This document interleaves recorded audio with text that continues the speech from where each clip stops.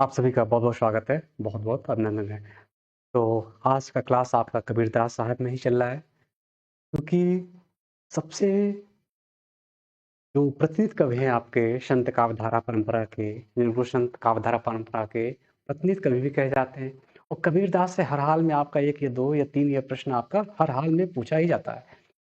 तो पिछली क्लास में हमने चर्चा की थी कबीरदास के जो जन्म या उनके पालन-पोषण या उनकी पत्नी, उनके पुत्र, उनकी पुत्री, उनके शिष्यों के संबंध में चर्चा की थी और उनके लाशों के संबंध में जो 2 लोगों से विवाद हुआ था, उनकी भी चर्चा की थी। उनका मृत्यु कहाँ पर हुआ था, जो सर्वमान्य है, विदित है और उनकी जो काव्य भाषा थी, उनकी चर्चा हुई। अब इस क्लास में हम चर्चा करेंगे उनकी रचनाओं की संख्या। तो उनकी रचनाओं की संख्या में भी भ्रांतियाँ हैं।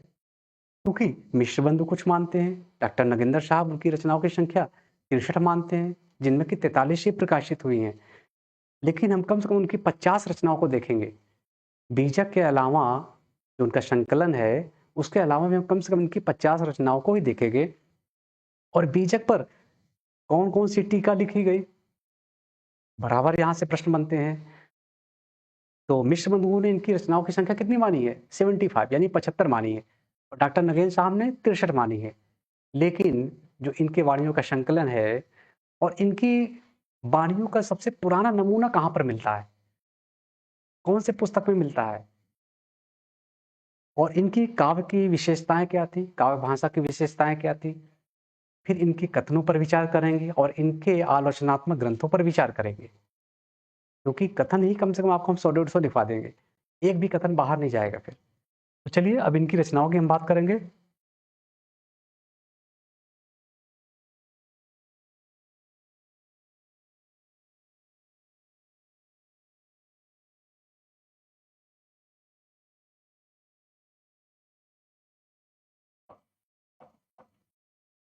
रचनाएँ।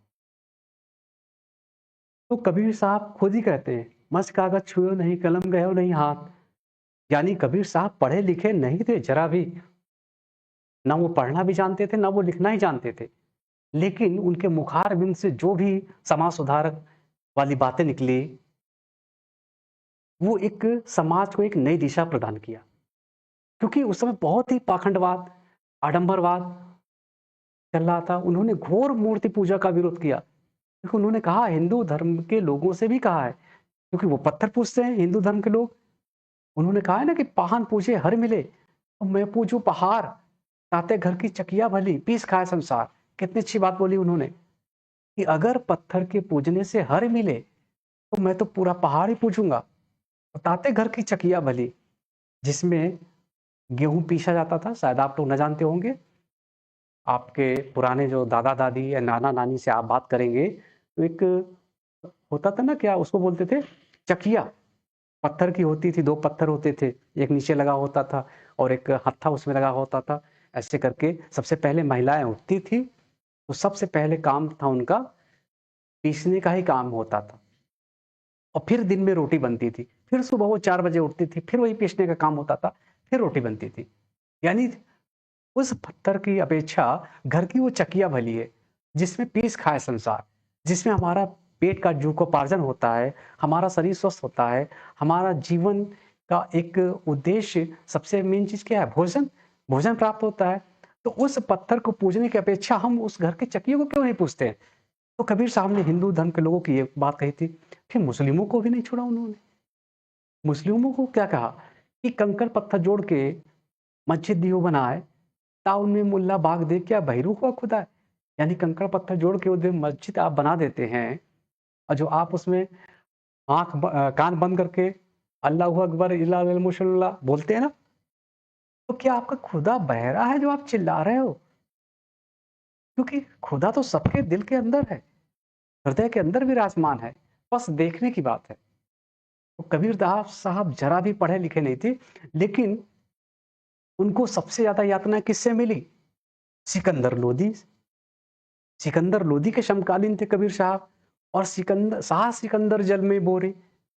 यानी उनको सिकंदर लोदी पत्थर और बुरिया और उनको बांध के जल में डुबो दिए थे, नदी में फेंकवा दिए थे। फिर भी कबीर साहब तो दिव्य पुरुष थे, वो कहाँ मरने वाले, वो अपनी मौत उन्होंने मरा है।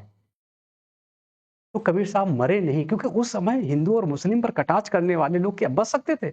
आज ये हाल है, अगर जरा सा आप बोल दो तो हंगामा खड़ा हो जाता है। तब की बात तो और थी, तब तो मुस्लिमों का शासन था। क्या कबीर साहब बच सकते थे? ना। लेकिन वो महान थे, उनके अनुयायी हिंदू भी थे और मुस्लिम भी थे, और वो जो बोलते थे सत्य बोलते थे, डंके की चोट पे बोलते थे। उन्होंने घोर ब्राह्मणवाद का पाखंड किया, खंडन किया, क्योंकि उस समय बहुत र्यूमर पाखंडवाद फैला हुआ था। तो इसीलिए मिश्र बंधुओं ने पहले कबीरदास को स्थान नहीं दिया था नवरत्न में ना, जब पहली बार प्रकाशित हुई थी। फिर घोर उनकी आलोचना हुई, तो दोबारा उन्होंने कबीर साहब का नाम उस नवरत्न में उन्होंने दिया। तो चलिए आज हम बात करेंगे फिर इनकी रचनाओं के संबंधित। तो डॉक्टर नगेंद्र ने इनकी कितनी रचना मानी है? डॉक्टर नगेंद्र लिख लेते हैं।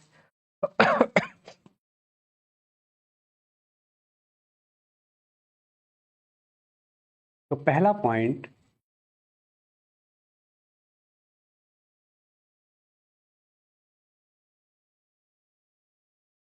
डॉक्टर नगेंद्र ने इनकी रचनाओं की संख्या 63 मानी है।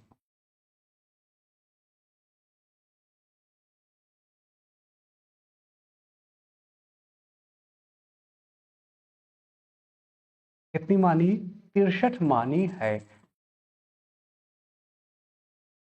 63 मानी, जिनमें की 43 प्रकाशित है, जिसमें की या जिनमें की जो भी आप लिख लें, जिसमें की 43 इनकी रचना प्रकाशित है और बाकी अप्रकाशित 20 है।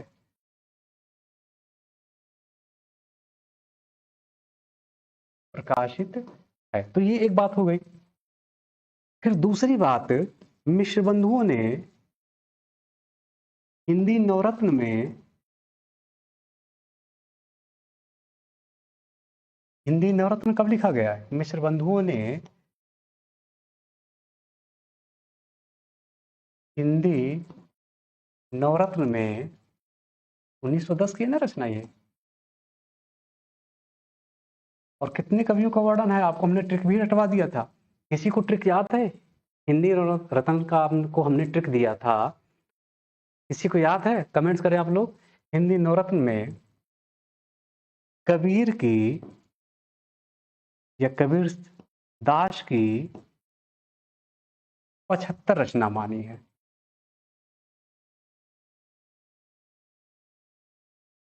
कम से कम 50 रचना इनकी देखेंगे आज। रचना मानी है।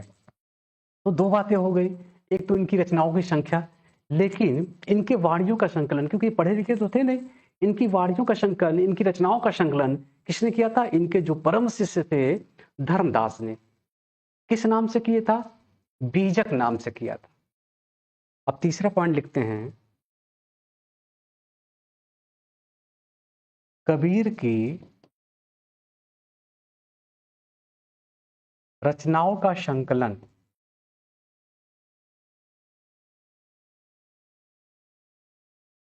देखिए, मैं इसलिए लिखवा रहा हूं कि क्योंकि आपको प्री और मेंस दोनों ही देना है। मैं ये नहीं सोचता कि आप प्री करके आप बाहर चले जाओ, आपको मेंस भी देना है। तो मेंस आपको कैसे लिखना है, इसी तरह आपको शब्द लिखने पड़ेंगे। और जो पूछा जाए, जितना फैक्ट पूछा जाए, उसको कम से कम शब्दों में, यानी लघु उत्तरी पूछे तो 125 शब्दों में, अगर दीर्घ उत्तरी पूछे तो 200 शब्दों में आपको देना है, ज्यादा नहीं देना है, उससे कम ही रखना है, 2-4 शब्द। लेकिन हमें उसका सटीक उत्तर लिखना होगा, क्योंकि हमारे फुल में फुल नंबर फिर मिले। और जिसने मेंस को अभी से तैयारी कर रखा है, अभी से मेंस के लिए पढ़ता रहेगा, उसका सिलेक्शन प्री में तो कोई रोक ही नहीं पाएगा और मेंस में भी कोई रोक नहीं पाएगा। तो कबीर की रचनाओं का संकलन इनके शिष्य, क्या नाम था? धर्मदास।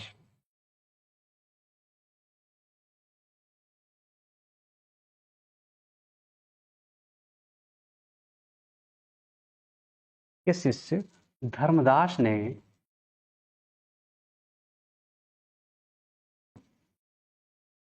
सन 1464 में ईस्वी में बीजक नाम से किया।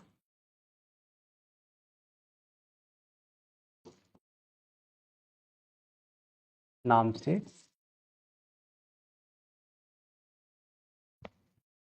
अच्छा, बीजक कहाँ मिला और कौन सा बीजक जो है सबसे पुराना और प्रमाणिक माना जाता है? सबसे पुराना और प्रमाणिक बीजक कौन सा माना जाता है इनका? धनौती मठ का, तो याद कर लीजिएगा, धनौती मठ का बीजक सबसे पुराना है।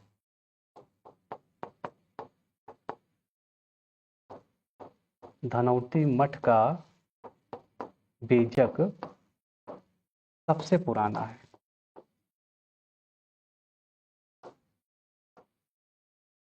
और बीजक की जो हस्तलिखित प्रतिलिपि थी ये कहाँ मिली? पूर्वी उत्तर बिहार में। जो इसकी हस्तलिखित प्रतिलिपि मिली थी पूर्वी उत्तरी बिहार में मिली थी।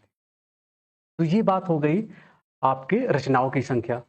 अभी हम एक एक रचना भी इनकी देखेंगे, कम से कम 50 तो देखेंगे इनकी रचना। एक बार हंस मुक्तावली पूछा भी गया है रचना नेट में।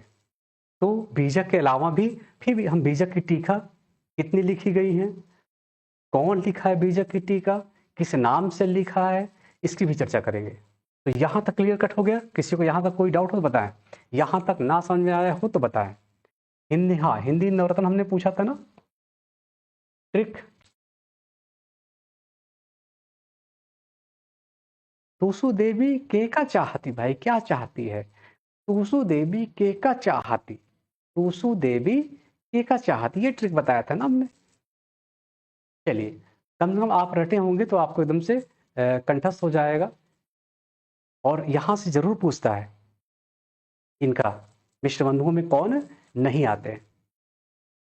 ठीक है, अब हम बात करेंगे बीजक की, कि बीजक के कितने भाग हैं।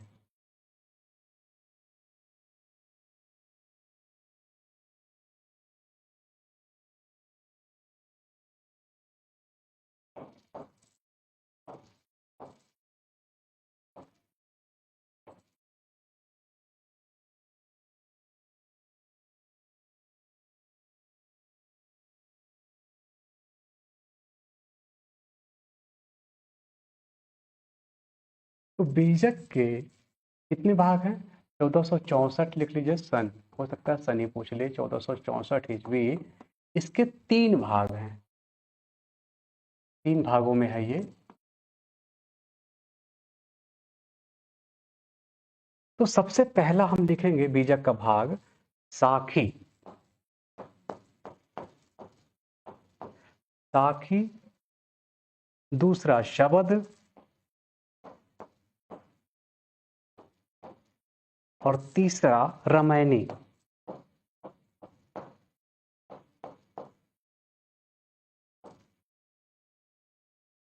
तो साखी में कितने अंगों में विभक्त है? कुल 59 अंगों में विभक्त है।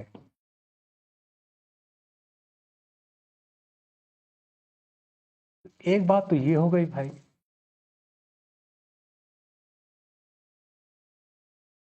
59 अंगों में विभक्त है।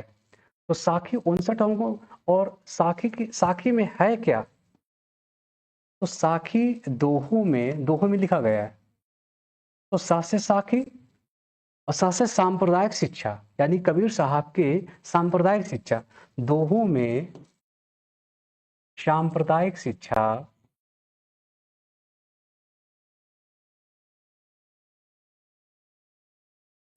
सांप्रदायिक शिक्षा और सिद्धांत के उपदेश हैं।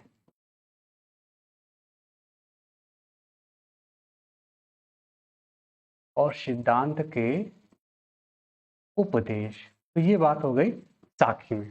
साखी कितने अंगों में है? 59 अंगों में विभक्त है, जिसमें कि सांप्रदायिक शिक्षा सबसे इंपॉर्टेंट चीज क्या है इसमें है? क्या? सांप्रदायिक शिक्षा और सिद्धांत के उपदेश किसमें है? साखी में। अब शबद में क्या है भैया? इसमें गे पदों में, देखिए इसमें दोहा था, लेकिन इसमें गे पदों में माया संबंधी, कबीर के माया संबंधी विचारों का वर्णन है।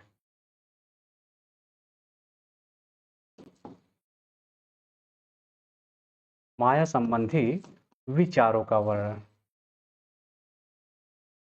तो कबीर के माया संबंधी विचार किसमें है? शब्द में। और रामायणी में क्या है? इसमें दोहा चौपाई छंद में।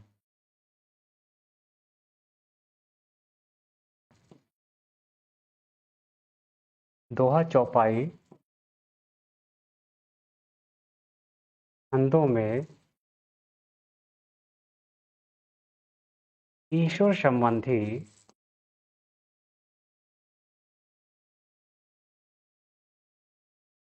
संबंधी विचार, विचारों का संकलन है।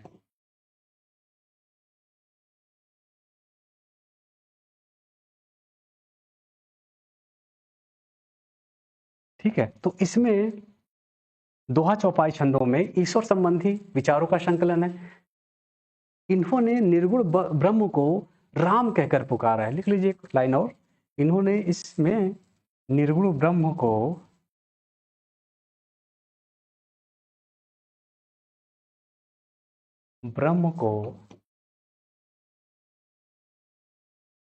राम कहकर पुकारा है।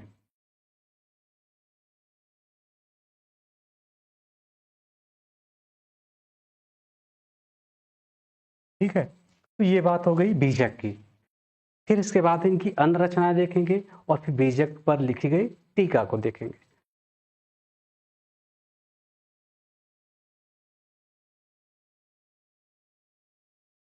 अब लिखते हैं अन्य रचनाएं।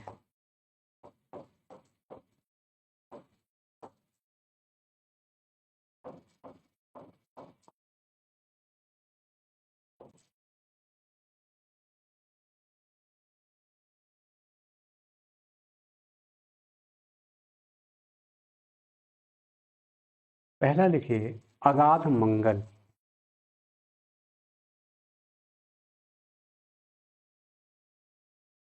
अगाध मंगल में पद लिखेंगे तो लिख लीजिए 34 पद हैं। अनुराग सागर, दूसरी इसमें लिखिए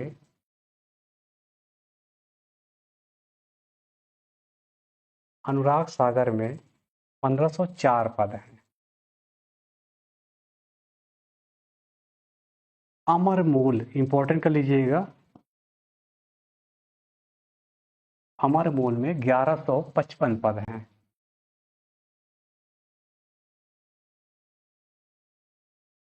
अक्षर खंड की रामायणी,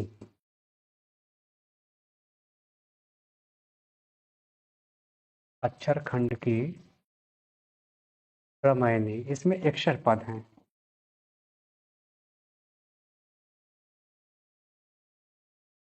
उग्र गीता वेरी मोस्ट इंपॉर्टेंट, उग्र गीता ही पूछा गया है। उग्र गीता, इसमें 1025 पद हैं। कबीर की बानी,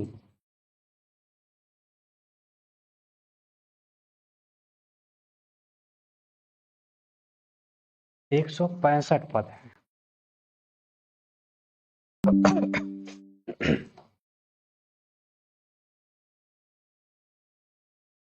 तो नंबर कर लेते हैं 1 2 3 4 5 6 हो गए, 7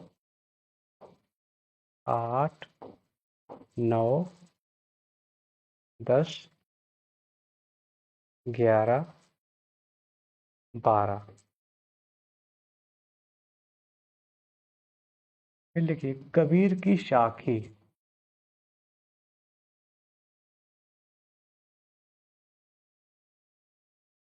साखी 61 पद हैं इसमें।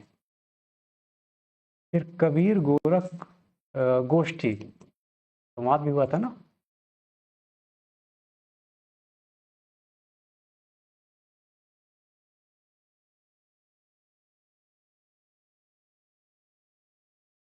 दो सौ तेईस पद।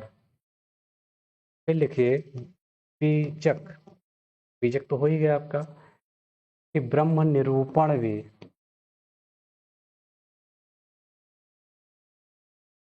ब्रह्म निरूपण। मोहम्मद बोध। ये भी कबीर साहब की रचना है।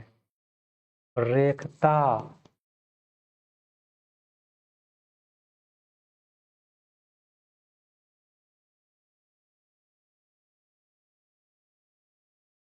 रेखता 21 पद है।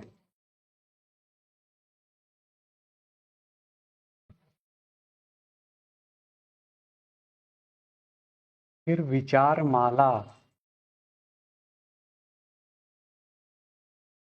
या विवेक सागर लिख लीजिए, पहले बन गया हुआ तो विवेक सागर। विचार माला। अठ पहरा, ये भी रचना है सब उनकी। अठ पहरा में 20 पद है। अलिफनामा।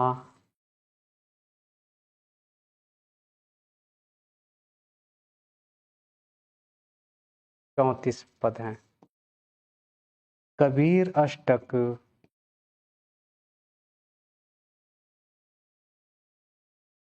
23 पद हैं।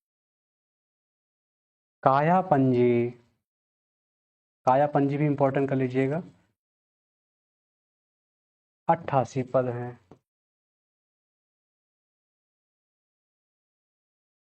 फिर जन्म बोध।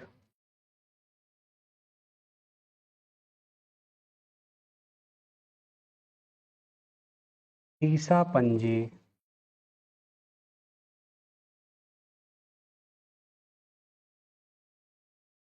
फिर राम रक्षा।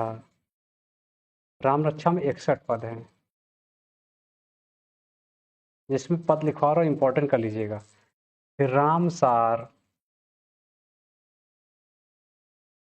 120 पद हैं। सतनामा।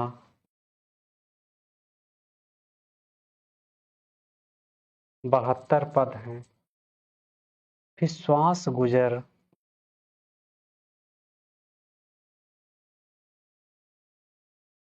1567 पद हैं। फिर सूरत संवाद।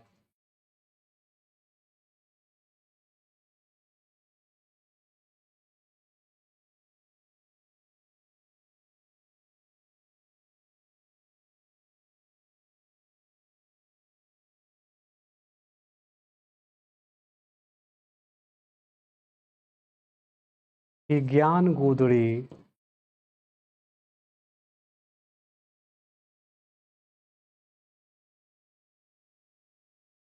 इधर लिख लिया शब्दावली।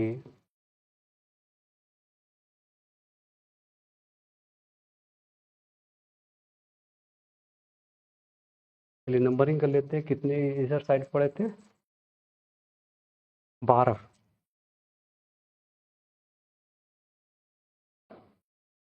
13, 14, 15, 16, 17, 18, 19, 20, 21, 22, 23, 24, 25, 26, 27। लिख लीजिए। ये सब रचनाएं ही अभी और लिखवाते हैं रचनाएं।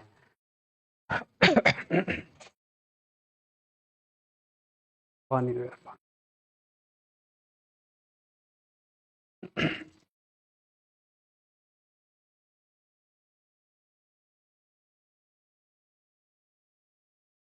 लिखते रहिए रचनाएं, क्योंकि कहीं से भी आपका प्रश्न आ सकता है, क्योंकि एलटी ग्रेड जीआईसी के लिए तो बहुत ही इंपॉर्टेंट है।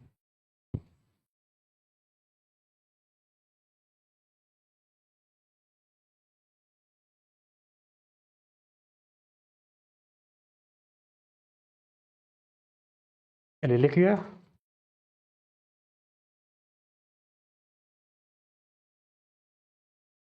फिर लिखिए।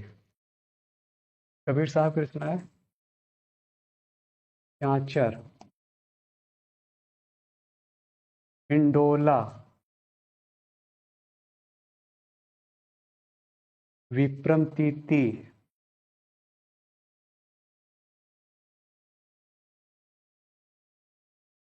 हंस मुक्तावली। वेरी मोस्ट इंपॉर्टेंट कर लीजिएगा, एक बार आया हुआ प्रश्न है।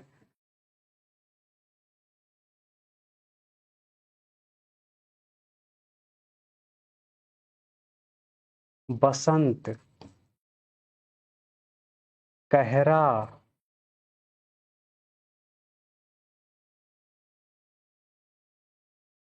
ज्ञान संबोध,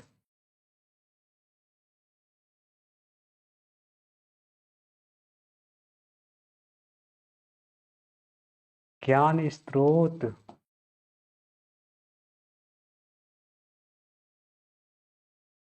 शब्द वंशावली,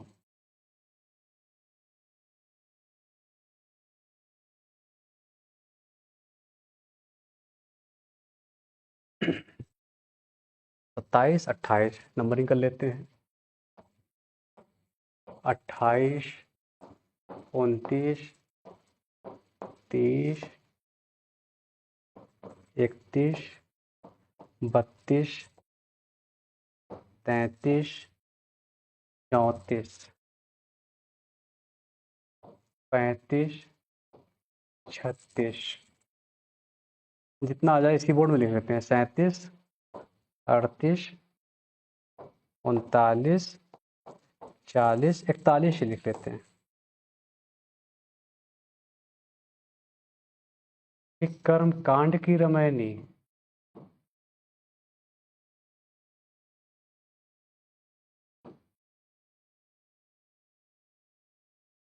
ये 34 कबीर का, लिखवा तो नहीं दिए, नहीं लिखा। 34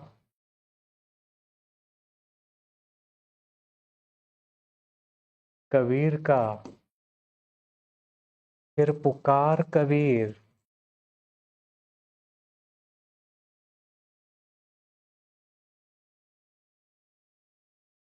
ये चौका पर की रामायणी है।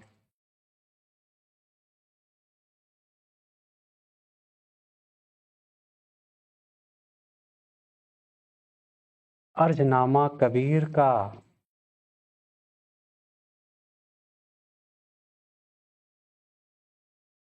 ये छप्पा कबीर का। चलिए 41 बहुत ही है, 41 रचनाएं इनकी लिख लीजिए। लिख लीजिए पूरी इनकी 41 रचनाएं लिख लीजिए, एक भी रचना बाहर नहीं जाएगा। तो आइए थोड़ा सा स्टार्टिंग से चर्चा कर दिए कि कहाँ से हमने स्टार्ट किया, थोड़ा सा रिकॉल करते हैं जिससे आपको याद होता रहे। तो नगेंद्र ने इनकी रचनाओं के, क्योंकि ये पढ़े लिखे तो नहीं थे, इनका संकलन हुआ है बीजक नाम से, लेकिन नगेंद्र ने इनकी रचनाओं की संख्या कितनी मानी भैया? 63 मानी है, जिनमें की 43 प्रकाशित हैं और 20 अप्रकाशित हैं। और मिश्र बंधुओं ने हिंदी नवरत्न में इनकी रचनाओं की संख्या कितनी मानी है? 75 मानी है। अब कबीर की रचनाओं का संकलन जो इनके शिष्य मेन शिष्य थे धर्मदास साहब ने किया था, कब किया था? 1464 में। किस नाम से किया था? बीजक के नाम से किया था। और बीजक का सबसे प्रामाणिक और पुराना बीजक कौन सा माना जाता है? धनौती मठ का माना जाता है। ये रट लीजिएगा, धनौती मठ का बीजक सबसे पुराना और प्राचीन माना जाता है। और बीजक को कौन लेकर भागा था? भागोदास। ये भी याद रख लीजिएगा, बीजक को भागोदास, जो इसकी मूल प्रति थे ना, भागोदास लेकर भाग गया था। भागोदास पूरा नाम लिख लीजिए, भागोदास बीजक लेकर भाग गया था। ठीक है, तो ये याद कर लीजिएगा कि कौन लेकर भागा था? बीजक, मूल बीजक इनको भागोदास। और बीजक का सबसे प्रामाणिक कौन माना जाता है? धनौती मठ का बीजक सबसे प्रामाणिक माना जाता है।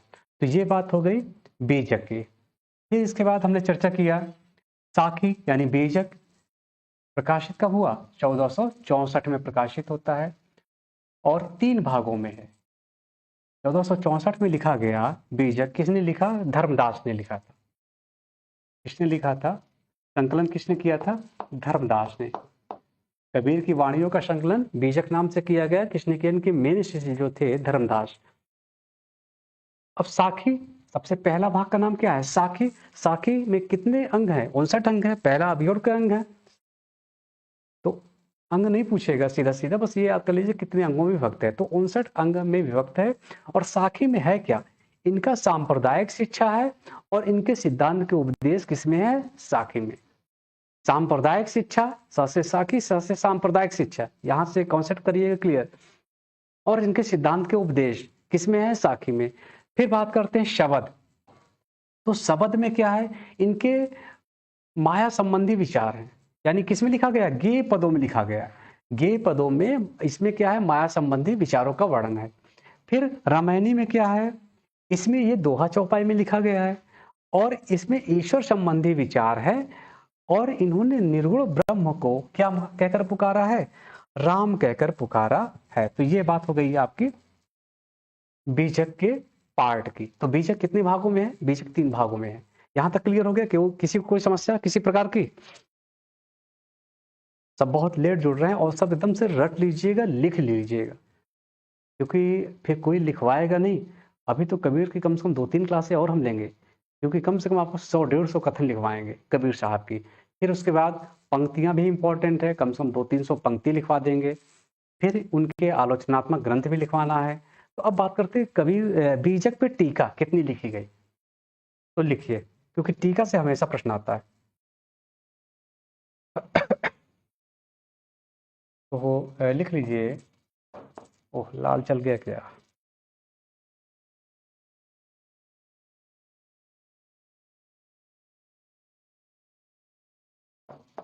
बीजक पर लिखे गए टीका।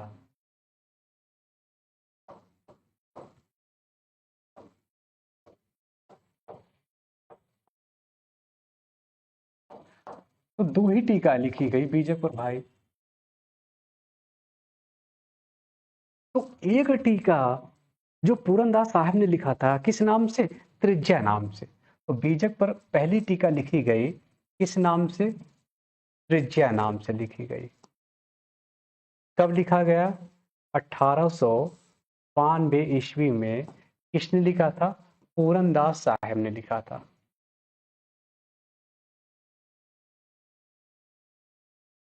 अब चूंकि इंपॉर्टेंट है, तो बीजक पर पहली टीका लिखी गई त्रिज्या नाम से, पूरनदास साहब ने लिखा था। अब पूरनदास साहब इंपॉर्टेंट है, तो यहां पर लिखना है कि पूरनदास साहब के ग्रंथ कौन कौन से हैं। एक तो इनका ग्रंथ वैराग्य शतक, 2 ही ग्रंथ लिखे थे ये, वैराग्य शतक, और दूसरा इनका ग्रंथ है निर्णय सार।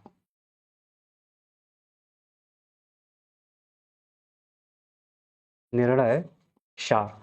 अब देखिए, पूरनदास साहब जो है ना, ये जमींदार के पुत्र थे, लेकिन इन्होंने कबीर साहब का मंदिर भी बनवाया बुरहानपुर में। और दूसरी बात है कि इनके 2 ग्रंथ हैं, और जैसे उन्होंने त्रिज्या टीका को लिखी, उसके 3 दिन बाद ये स्वर्ग सिधार गया, यानी अपना उन्होंने शरीर छोड़ दिया था। इस टीका को लिखने के बाद 3 दिन बाद ही वो परलोक सिधार गए थे। तो इनके 2 ही ग्रंथ हैं जो इंपॉर्टेंट है, एक वैराग्य शतक पूरनदास साहब का और एक निर्णय सार। और त्रिज्या टीका किसने लिखा था? पूरनदास साहब ने। तो कबीर पर पहली टीका त्रिज्या टीका, फिर दूसरी टीका की हम बात करेंगे, जू देवी की टीका। जू देवी की टीका, ये किसने लिखा था? महाराज विश्वनाथ ने।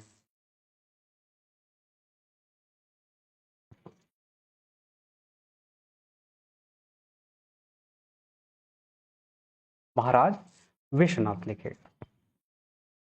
तो दोनों बहुत इंपॉर्टेंट चीजें हैं, एक तो टीका और दूसरा इनका दोनों टीका है, यानी एक त्रिज्या टीका और एक जू देवी की टीका।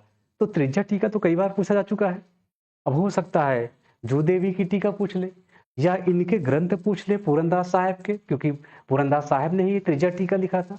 तो दोनों चीज़ को हमें देखिए बहुत ही बारीकी से चलना है, क्योंकि सिलेक्शन पाने के लिए कहते नहीं कि अधजल गगरी छलकत जाए, हमें वो हाल नहीं करना है।